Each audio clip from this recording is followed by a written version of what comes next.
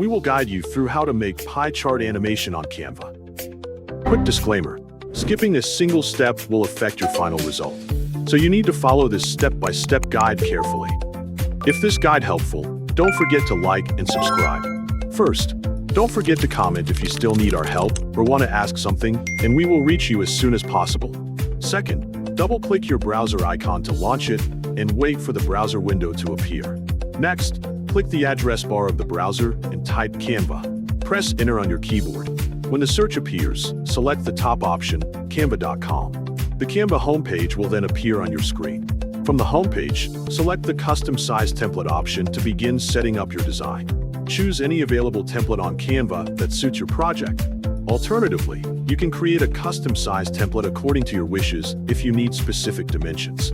After selecting your preferred setup, click the Create New Design button to start editing your project.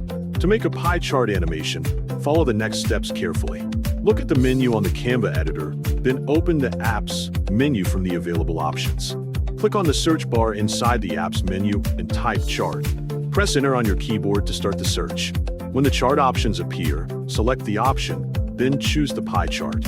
After adding the pie chart, change the name and quantity, first according to your needs. Make sure the labels and values represent the information you want to display.